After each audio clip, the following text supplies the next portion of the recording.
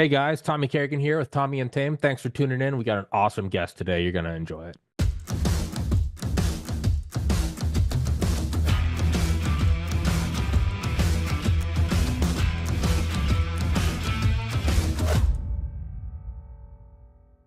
I'm with Mr. Michael Vecchione, who's been on here a zillion times before. You guys can go to the description and find the links to his books, the most recent of which are the Fallen Angel series. You can go back and find the other ones, Crooked Brooklyn, or you helped with Behind the Murder Curtain with Bruce Sackman. It's actually how I got to know you. But you were just talking about going down and kind of going to a place, and there was some fans of your book, and it's just like it's the coolest thing. And I obviously don't have any books, but no, I will say that like the hands down coolest thing about the pot, other than when you make money, that's just the coolest thing. But second to making money is when somebody who's like not friends or family, it's when somebody who owes you like no niceties or manners tells you they really like your work.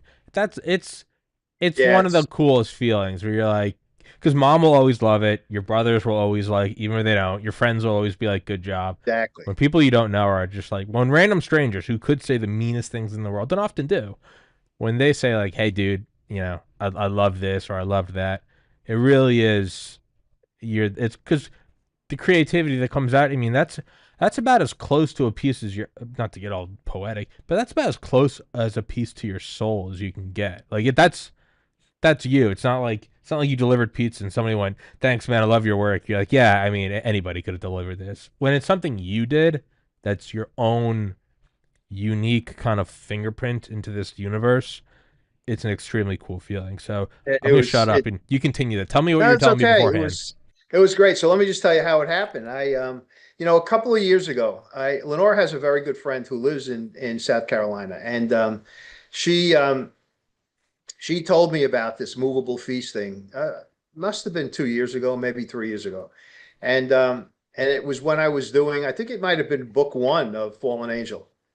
And when I told her I had a new book coming out, and she said, "Well, what's it about?" And I gave her, kind of a thumbnail sketch, and her reaction was, "Oh, the devil? Oh no, people down here will never want to listen to that. You'll never want to be able to come down. It's sorry, that kind of thing." I said, "Okay, I just wanted you to know that's what I'm doing." So a few years pass, right? And things, I don't know what happened, but things have kind of changed, I guess, in her mind. And she told me that the woman who runs this is a publisher herself. She had her own publishing company who runs this movable feast, and they've got big authors who come down and do the speech and do the talk, and there's a lunch and it's cool. So I got a message from her one day, Lenore's friend, and said, you know, we still want you to come down. We want you to come down. And it was, she said still, but I knew that there was something had changed. Whatever it was, I don't know what it was, but it did. Coincidentally with that, I got a message. I'm a member of this Hilton Grand Vacations Club. It's a timeshare kind of thing.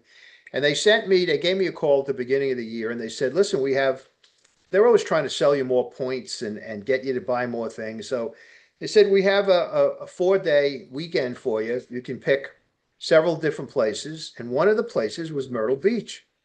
So I said, I'll take Myrtle Beach. I got on the phone, called Lenore's friend. She told the woman who runs this, and they said, absolutely have them come down. So it kind of was a real kind of thing that worked out very well. So we went down. We had 4 nice days in Myrtle Beach is a beautiful place, and we were right on the beach in terms of the hotel we were in. And Lenore and I had a great time. And then I did this event, and it was a luncheon. 11 o'clock, you had to be there. They all assembled. All of these nice. I thought going to be all these Southern women. Well, there are a lot of people in South Carolina who are transplants. They're not necessarily born and raised Yeah. there. And but they all came in, sat down. It must have been maybe 30, 35. They were at these tables and I did my thing. And I have to tell you, Tom, it was the reaction afterwards was fantastic. And they had a bookstore part as part of this. The bookstore brought books, And I was able to do a signing as well. I signed all these, the women who were there bought the books, came over and I signed them and we chatted and they, it was really a terrific day. And I learned a couple of things about the transplants. A couple of them said, "Where in Brooklyn is this set?" And I told them where, and they said, "Well, it's where I was born in Brooklyn. I was raised in Brooklyn." This guy came over to me. There were two men in the place, Lenore's friend's husband and another guy who was there with his wife. And he came over and he said, "I got to tell you, I was born and raised in Bensonhurst, which is a section of Hmm. Brooklyn, and so happy that I'm glad to be here, and I'm waiting and anxious to hear what you have to say." So it turned out to be a really good day. And since then, I've gotten messages from Lenore's friend as well as the woman who runs the publishing company that they want me back. I mean, that's how much of a quote unquote hit I was that day. And she also said to Lenore's friend to tell him that she would like to publish something of mine. And as you know, I'm in the midst of writing Jimmy Dennety's book, The Hard Guys Cry book, and I'm about a little past the halfway through, or maybe three-quarters of the way through it. I don't have a publisher. You know the whole story I told you Hmm. about. The publisher told me that they couldn't afford to buy the book, etc. So I decided to write it anyway, and then I have, and I'm going to give her a call. And I think maybe I have found a publisher for the book. And if I do, it'll be another reward for showing up in Myrtle Beach and doing the talk. So It's for everybody that doesn't know, the book is about your real world experiences in the criminal and the justice system, or I guess criminal justice system, and tying yeah, it into the common thread being the devil or evil forces. And it is something I've always liked. I mean, I mean, there's such stupid movies, but I'll always have a soft spot for like Transformers, because yeah, like the second one, it's like because they tie in real world stuff, and then obviously it's the fiction, but it's like the Apollo program, it's like that was actually covered because they found an alien ship had impacted and they had to go retrieve this stuff, and it's like, and then that's why we stopped going, is because it's just stuff like there's a certain sense of, I don't know, that helps with the suspension of disbelief when there's like a or the movie, I still haven't seen it, but I think it's from the 90s, Stargate, where they find like an alien warp portal and they keep it under Cheyenne Mountain where NORAD's headquartered, and it's like, well, that's the reason why that's there. And there is something exceptionally more fun when it's not, at least for me, when it's not outright fiction. Like I get the allure of Harry Potter and Lord of the Rings. Like I get it. It's dragons and it's fun. And then there's also the obvious, most I like the most is nonfiction. But there is something, I don't know, like there is something very, I don't know, it's like thrilling, or it just scratches the right part of your brain when it's real world events with just like a sheening, like a primer exactly. cover of fiction. Now, actually, your book might actually not be a good case of that, because I do firmly believe that the devil inhabits people and does evil things. So that might not even be fiction. But I was gonna say that is kind of one. I was just because I was watching a clip of Transformers the other day, and it made me think of your book, and I was like, I don't know what it is about it. I don't know what the psychology of that is about, when it's real world events with just a little bit of a, I don't know, a reflective surface of Yeah. fiction that makes it fun.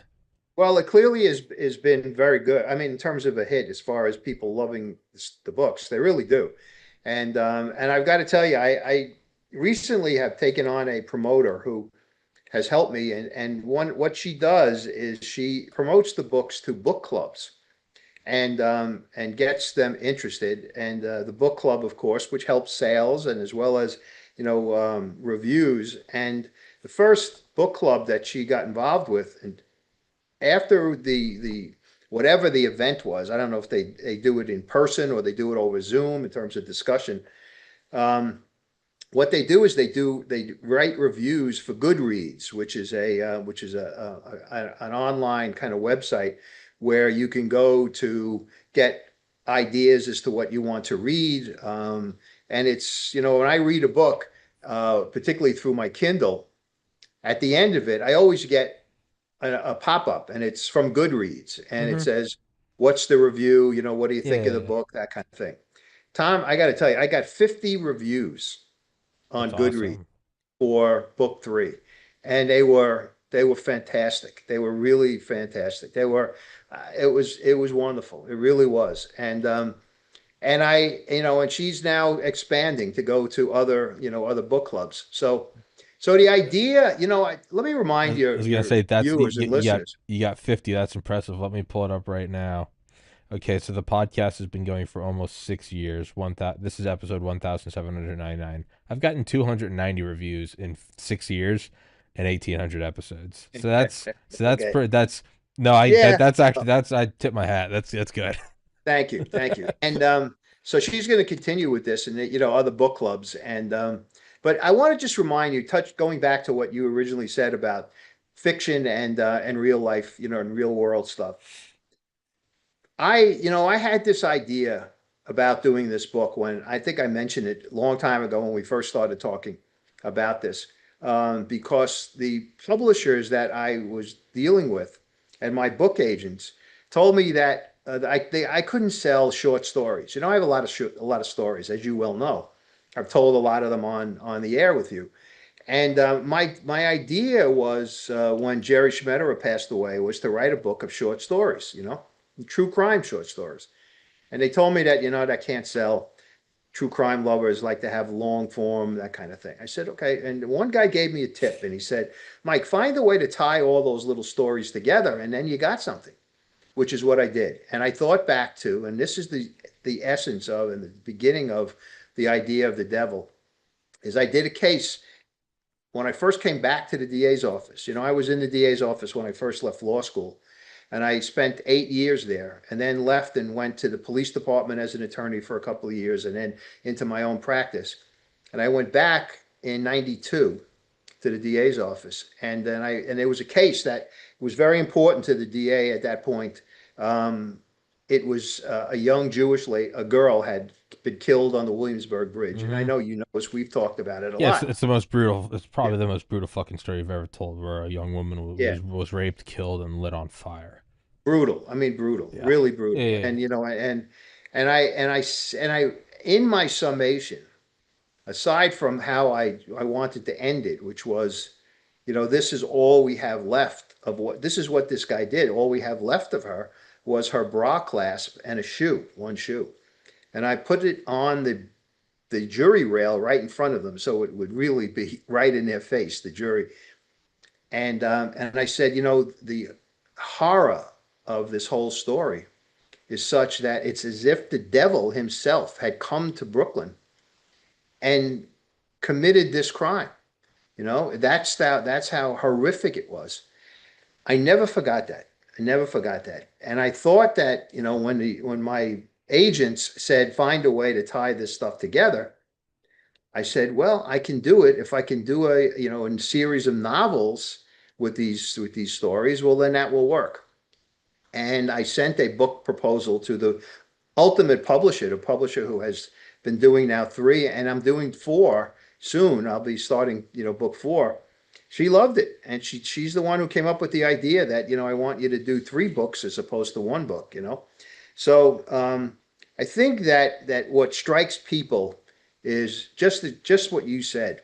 A lot of people, they love fiction. I mean, you go to the movies and you want to Yeah. get Fun lost. adventure. You want to be entertained. And people who pick up crime novels love the stories. I'm one of them. I'm a big fan of certain authors, David Baldacci and Daniel Silva, and there are people who I love and Michael Connolly, and they write these series of books. Some of them write have two or three or four series. So I think that, and people love that. They love to get lost. To me, what has been come back to me as feedback is that what you're telling us actually happened. And it's almost as if, the whole saying that you couldn't make up Couldn't that make it up. story. Well, Yeah. you couldn't make it up. Well, I didn't have to make it up, because the things that I've been involved with in my career, are what I have tapped into. And I still have, and I know I have mentioned this to you before, and if you had a camera that could pan over, underneath the stairs here in my the second level of our apartment are boxes, and in those boxes are my, I don't say records because that's unfair. I wouldn't take records out of the DA's office, but they're my summations. I am one of these people who used to write out my summation in order for me to get it in my head. And then when I got to the courtroom, I would put the pad that had the summation written on it off to the side and I'd be off to the races.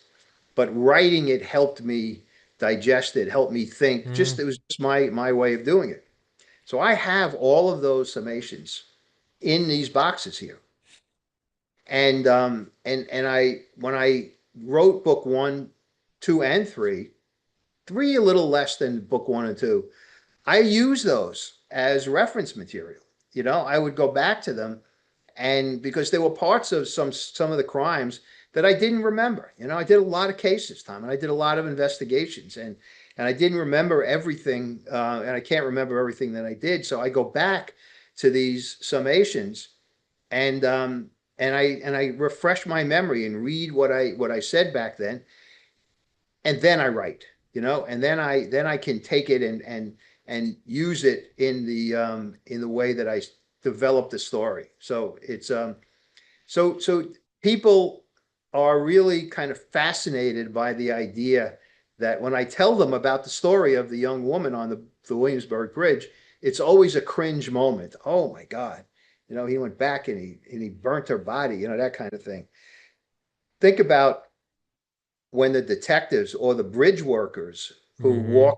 reported for work on Monday morning and found that corpse there and found that body. I mean, think about what The how they trauma, yeah. react. And then the detectives later on, when they went on and think about what their reaction was. I know this sounds cruel. I try to create that same reaction, in writing these books to bring people to that scene, but to cover it with, the kind of fiction veil, so to speak. I don't think it's cruel. I think it's just it's on. It's the whole. Give it to me straight, doc. Like don't give me the. Yeah. You can tell my family I'll be fine. Like what's actually happening. I don't think there's anything cruel. I mean, yeah, no, I don't think there's anything cruel about that. And I was just thinking as you were talking, about why do we like that fictional, just a little bit of a thread. And I was like, there's got to be something deeper to it. Because I know a lot of people I know will kind of say the same thing. Like, there's something fun about it. It's like augmented nonfiction.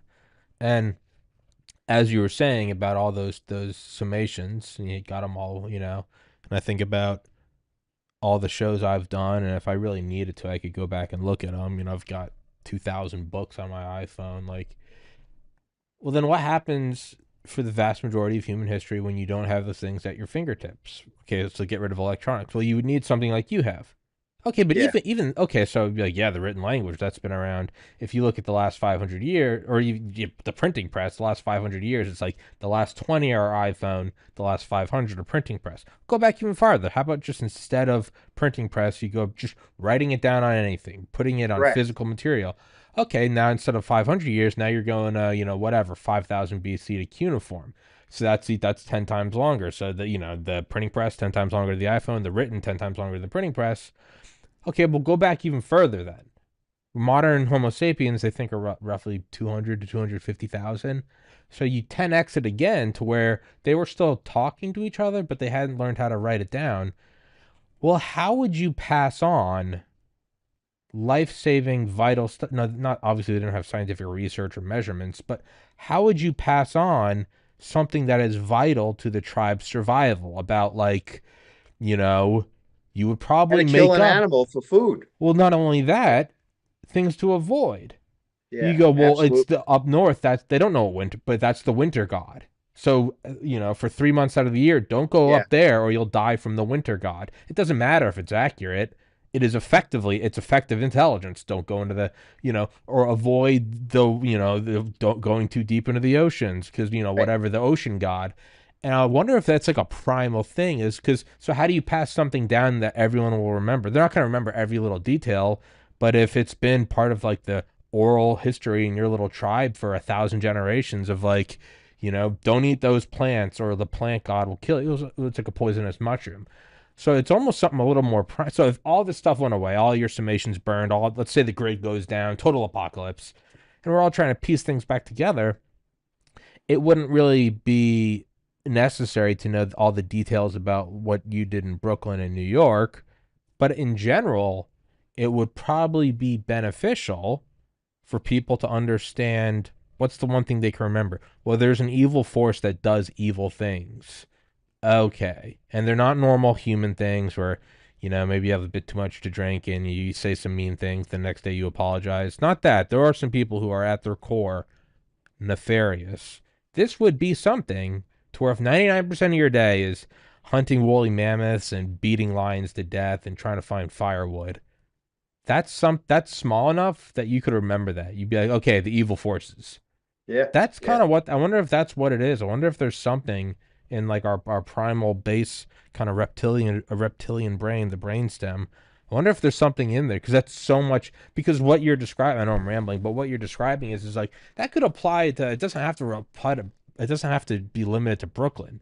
You could apply that to the year Of 1400 in course. China, the evil force. It doesn't Readers also want to live vicariously sure. too. I mean, they pick up this book and they read about, let's say, this case, and it's not something they want to be involved in. But when there's a big automobile accident, how everybody Yeah, gets out yeah. and starts to kind of voyeur, kind of look at the stuff and look at it. That's really, I think, what one of the things that kind of draws people to these books. And the other thing I want to mention is that I talked about summations before. The important thing to me about when I was trying cases as a prosecutor was to bring the jury to the crime scene, you know, and that's why the way I wrote my summations is the way that I use or the not the style and not necessarily the exact content when I write the book is to bring the reader as much as I can to the scene of this particular incident because that will allow the jury to kind of feel for the victim and if necessary to feel for the whole investigation, what the cops were involved with and how were they doing this, that, or the other thing. If you bring them to that location and bring them in and put them into that scenario, then I think that to me was what helped me in terms of being successful at a trial. Because the one thing that's not there, particularly in murder cases, is the victim. The victim is not there. Yeah. And who is in the courtroom is the person who did it. So, human nature is such that this guy is sitting at a table and the jury knows that if they find him guilty, he's going to go away for the rest of his life. That somehow, sometimes that plays on their minds and they can't necessarily wrap their head around it. And it ends up that they'll either find them not guilty or not vote at all, and it'll be a hung jury. But if you can bring the jury to the scene or put them in the scene of, one of the other scenes that I had in one of the books is this off-duty cop and his girlfriend who were buying some refreshments on July 4th night. He's on a motorcycle and he's going Yeah. into the city. To me, that I needed to make sure that those jurors knew what it was like when that guy came up to the cop and said, "I want your bike." And the cop said to him, "I'm a police officer. What are you, crazy?" And what happened next? He just shot him and killed him. So I mean, jurors don't see that every day. Jurors hopefully don't never see it, but they need to kind of quote unquote see it in the courtroom in order to, to, to feel what I want them to feel, the horror I want them to feel so that they will now say the guy deserves to be punished for this. And I try to do that in the books too. I want to make sure that they understand what these fictitious characters have gone through, to get to this point. Hey there!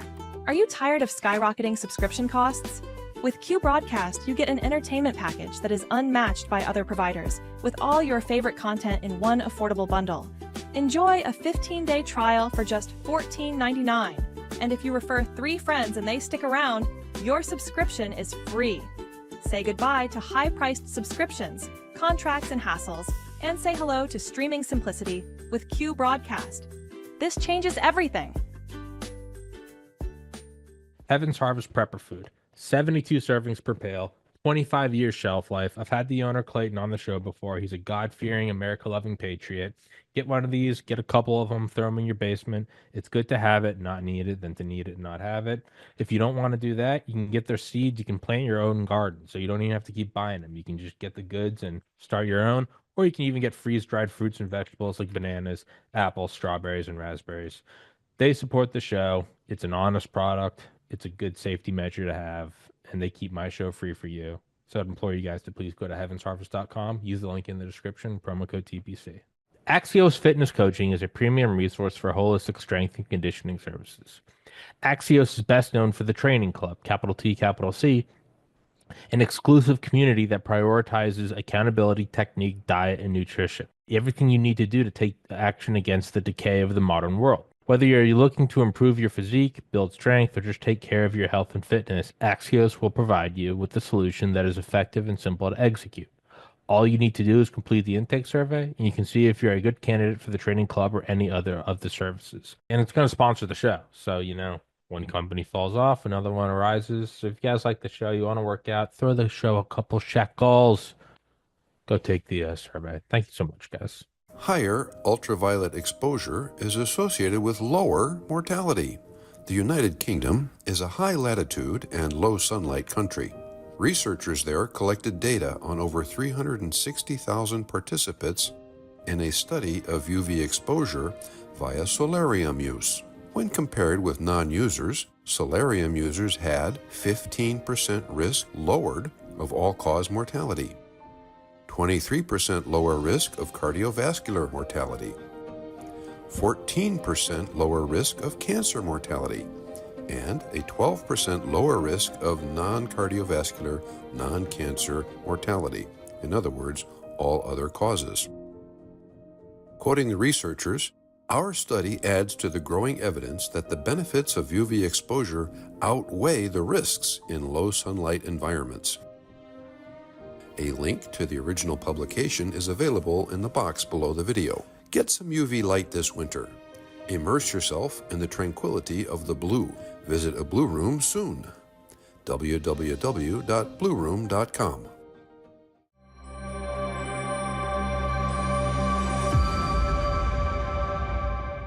Yeah, that's one thing that I kind of think about, and I never really knew how to put it into words, but I've thought about it for years, and I know it's not an original thought. But it's like, it's like when somebody drunk driving, let's say they don't even kill someone. Let's say they're just drunk driving, they get caught, and they're just smashed. And you take away their license for 10 years or whatever, or you do got to go to jail or something.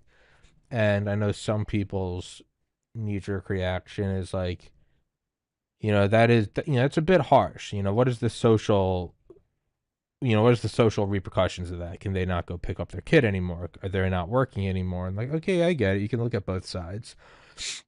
Well, let's say they did. Let's say they were drunk and they T-boned a car and they, whatever, killed a mom and a kid.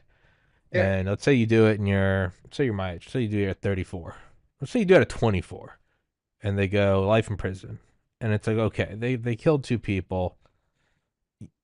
They definitely need to go away, but it's like, does that person not eventually change after even 30 years, 40 years, 50? And I bet they do, but what I've always assumed is they probably do change, and I'd say for the most, something like drunk driving, not outright murder, but I would imagine they regret it. However, it's not so much about punishing them. It is, but it is about the people who just lost a mom and a son. You have to prevent that from happening to other innocent people. So even let's say I do it tonight, I get blackout drunk and I kill someone in my car, And they go, you can look at Tommy's podcast. You know, he's a decent enough dude. It's like, does he really need 50 years? What about 10? And it's like, Tommy probably regrets it, and Tommy maybe isn't a bad guy. But that deterrence, when other people hear about, like, wait, Tommy from Tommy's, he's at life in prison until he's dead. They start thinking twice about drinking and driving. And what does that do? Well, that statistically, because it happens so much, is now protecting the innocent. So it's like, maybe it's a harsh punishment on Tommy. What's a lot more harsh is to not punish me and then have some other guy lose his wife and kid because some Without asshole a was doubt. drunk driving. Without So a doubt. it's that is kind of I want to ask you about that. So about, like, so I was like, where am I going with this? But the guy on the bike with getting the fourth, it's like, you do have to paint that picture and be like, this is what happened. And even if whatever, I mean, it's kind of hard to defend just shooting him in the head, but like, you do have to paint that picture.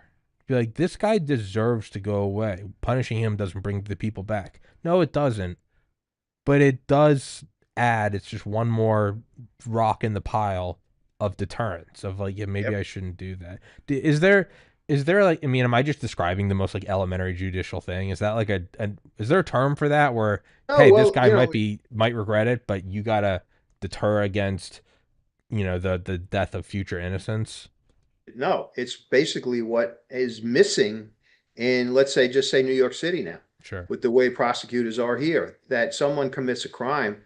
Let's take something as what used to be as, simple as shoplifting, which has become a, Sport. kind of, not only a sport, but it's become an epidemic with guys who will just repeatedly, and go into a store, and of course there's a victim each time. The guy that owns the store or the woman who owns the store is the victim here.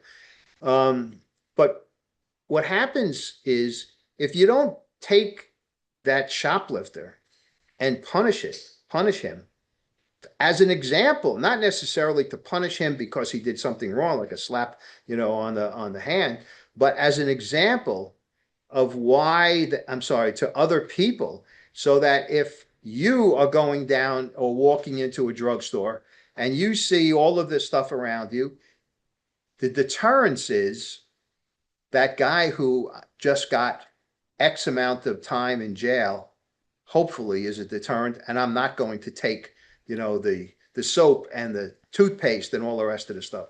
Our criminal justice system in New York City has gone awry the way that I would never thought it would be, because I worked in it for so long, and I worked in it at a time when the crime rate was so high, that, and the murder rate was so high, that, we thought that maybe this would never get fixed. And you know how we in Brooklyn fixed it? We had people go to jail for the crimes that they did. And the crime rate went down for two reasons. One, as a deterrent, but also because we put the bad guys away and they weren't out on the street to commit the crimes. So when you, so to get, back to what you were talking about, yes, of course there is a deterrent factor in this stuff. And you hope that, I'm not talking about psychopaths now, because psychopaths are not going to be deterred. Yeah, they each got a lot of But them away. but if you are a guy, thinking that, you are a bunch of people, and you say, let's go down to the store and, clean out this guy's store because no one's going to do anything to us. If they catch us, so what? We're going to walk out of the court, out of the police precinct, and maybe never even go back to court. Well, they're going to go and do it. But if they knew that they're going to get caught, when they get caught, they're going to be put in jail for a period of time, then you would hope that that would be the deterrent that you're talking about. I again, I can't say that, that it's the deterrent for people like serial killers or No, they gotta or be. psychopaths. You Yeah. can't. But for the average person, it does work. Look, in the books, you've read them, so you know that there are times when the Monsignor, who is the main character's best friend, and who got Michael Gioka, the main character, involved with the battle against the devil. There are times when he gets a call from somebody who Michael has put in jail as a result of what the devil has instigated him to do. And he's looking for forgiveness as well as cleansing in terms of getting the demon away from him.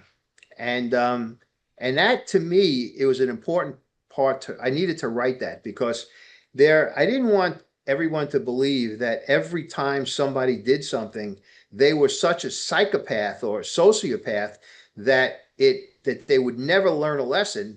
The point I was making is that the devil made them do it for this particular time, and they learned something from it and wanted the priest to hear their confession and also to cleanse them of the demon. So so it's very important, in my opinion, and based on my experience, that if you don't treat somebody as poorly as they treated the victim, and when I say poorly, I mean sending them to jail, then that person may very well come back out and do it again. Or someone who's watching the case may say, you know what, I can get away with it.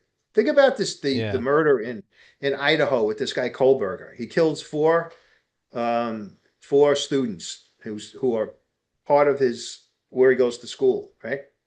He goes into their house and he massacres four of them. If that guy didn't go to jail, and he's going to jail, he saved himself the death penalty by taking a plea. But if he didn't go to jail for the rest of his life or wasn't sentenced to jail for the rest of his life, you can't tell me that there's not some nut out there or some guy out there who wants to maybe just have some fun in his or her mindset and go ahead and do something very similar. I think that particularly in those kinds of horrific crimes, learning a lesson or teaching a lesson is as part of what we do as prosecutors as the simple conviction for trying the case in the courtroom. And you know, it's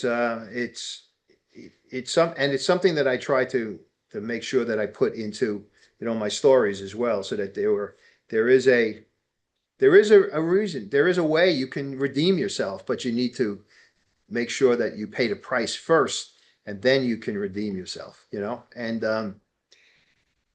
so you know, it's I unfortunately we who live here in New York City are living through this. And or if you live in Chicago, same thing. Or you live, you know, in some other blue city.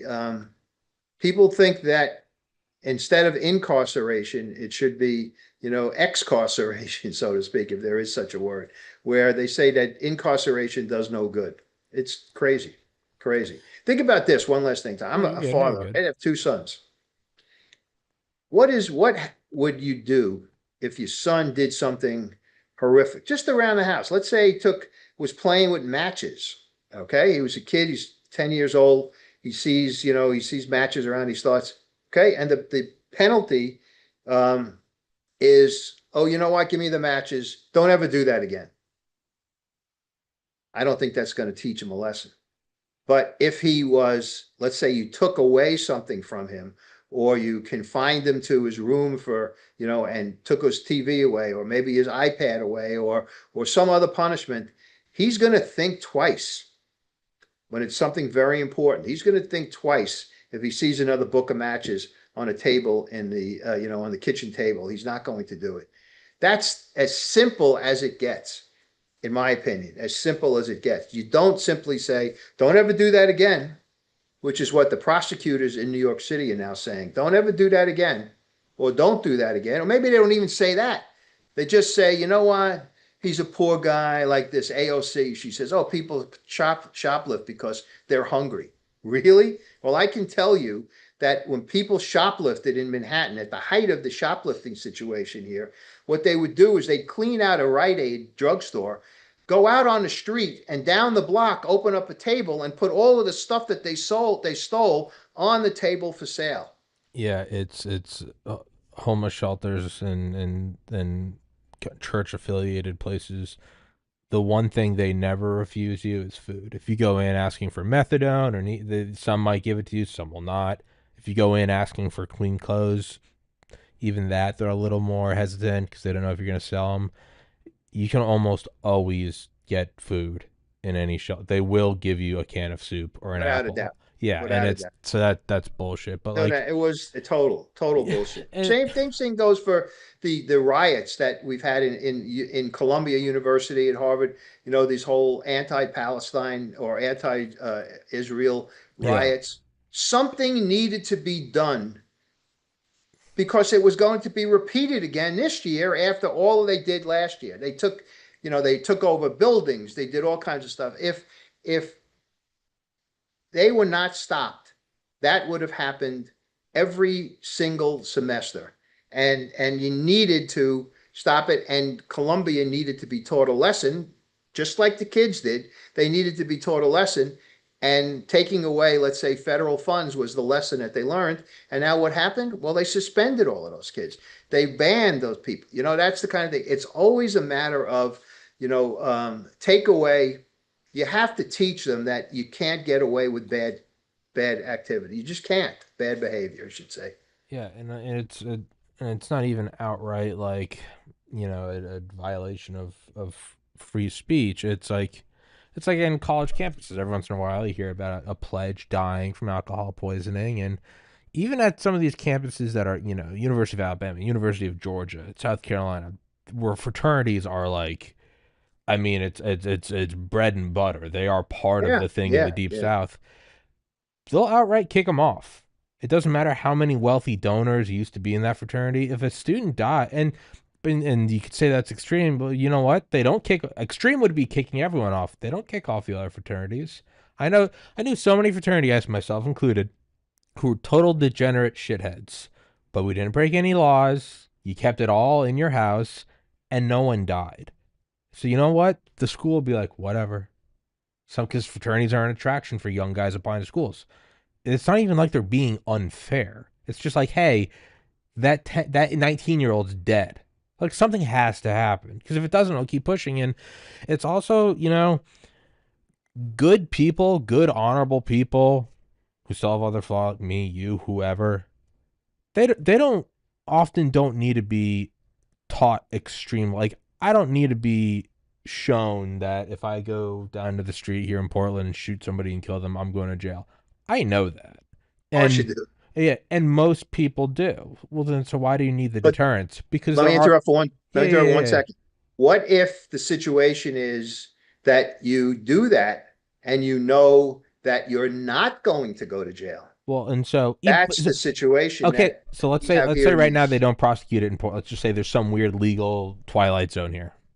I am still not going to because I know that's wrong. And most people would still go, it doesn't Yes, really matter if they're, hey, I'm not going to go kill them. What are you talking about?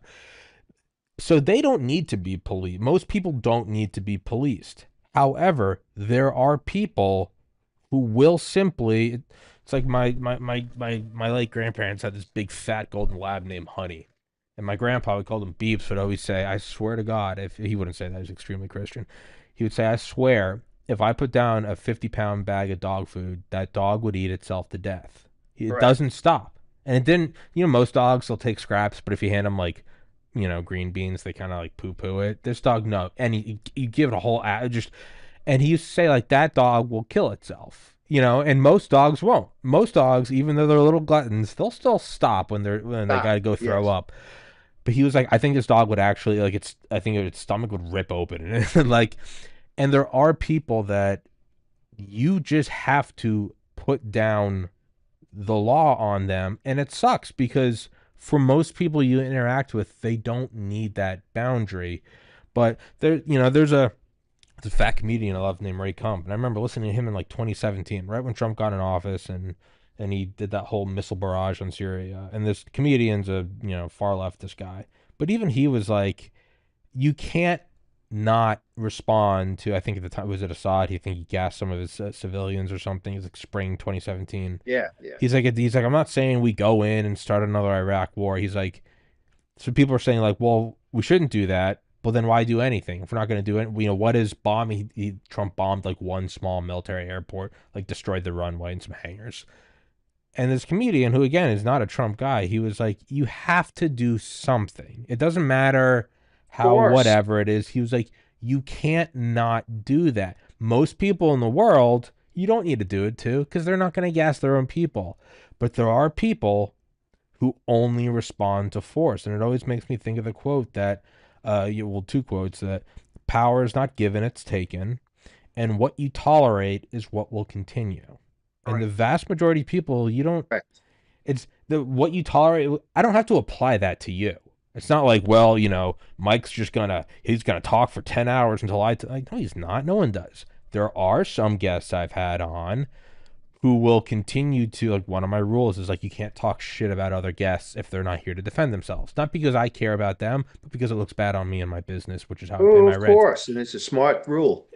There's only ever one guy, and one time he did it, and he's like 20 years older than me. He's not a young, stupid idiot. He did it a second time, he did it a third time. I finally realized, like, he will not stop. And he was one of the few guys that I was like, you can no longer come on the show, which is a shame because I do kind of like you. But I don't have to do that to most people. However, that 1% of 1%, if you don't do it, they will just keep doing it. The dog will eat the entire bag of food, and then Honey would probably eat the bag, and then she would probably start eating the silverware. And it's like, Yep. well, at a certain point, you have to put a wall down. And that's not even a great example, because that's an animal that's only harming itself. Imagine if instead of it would eat itself to death. What if it ate so much that it magically became rabid and started biting kids? That's a better example. Is you have to establish that. And, like, yeah, you do have to do it.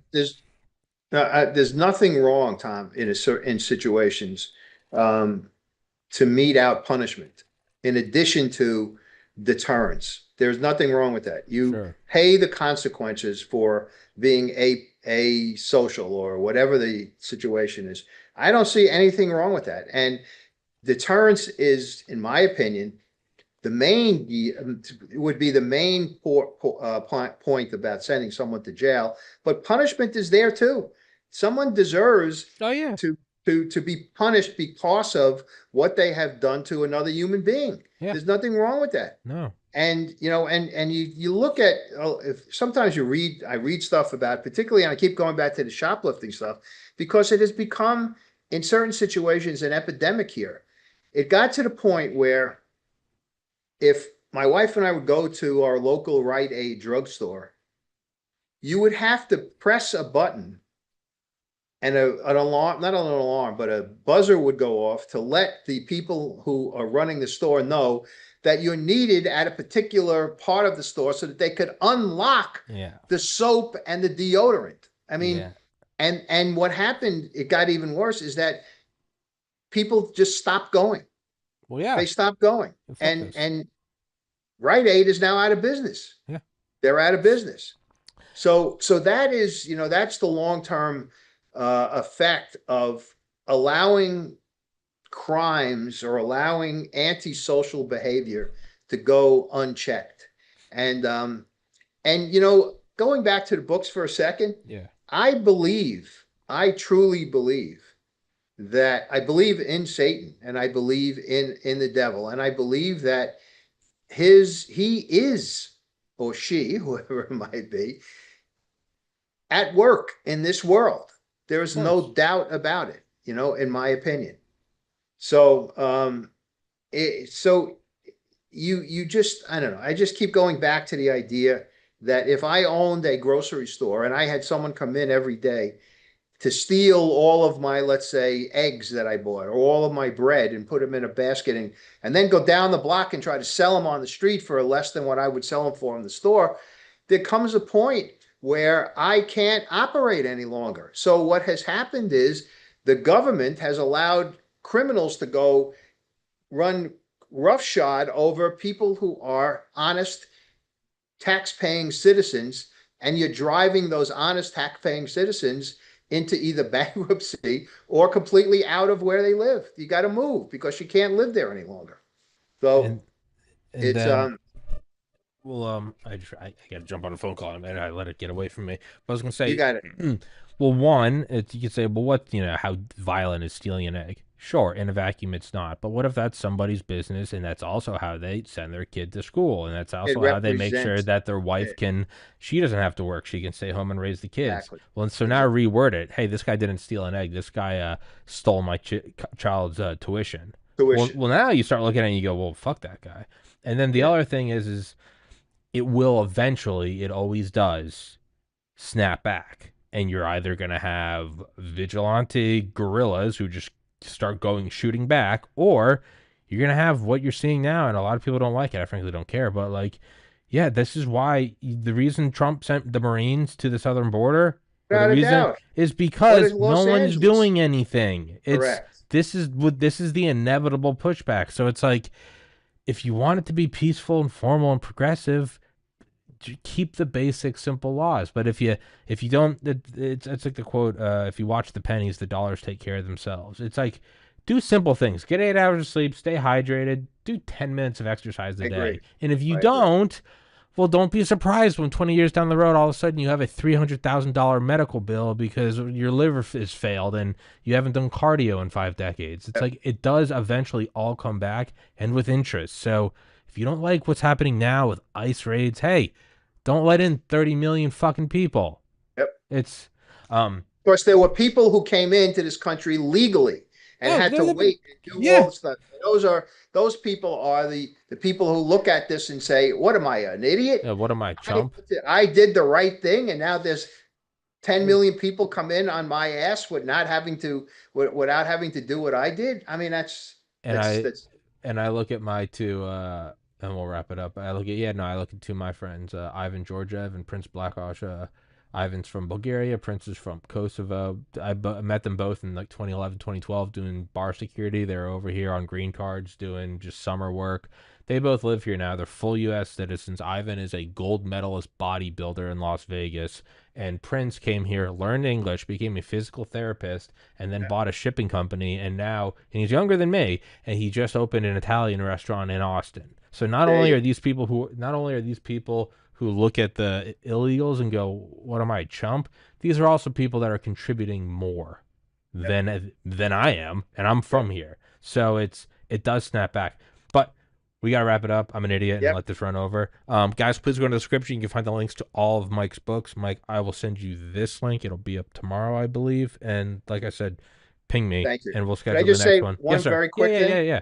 The publisher of the Fallen Angel books has now released Fallen Angel 1 as a podcast. Every Friday at 9 a.m., a new episode drops. So it's basically you'll listen to my melodious voice, reading the book. And only 2 chapters so far have been played. So your audience can go back and read it. And it's on. You can find it everywhere. You can find it on Apple and Spotify and all kinds of places. So Text me or email me that link and I will add it to the description. I will do that. I will do that. All right, brother. Mike, Okay. as always, good Thank you, catching up Tom. with you, man. Yes, sir. Always a pleasure talking with you. Till next time.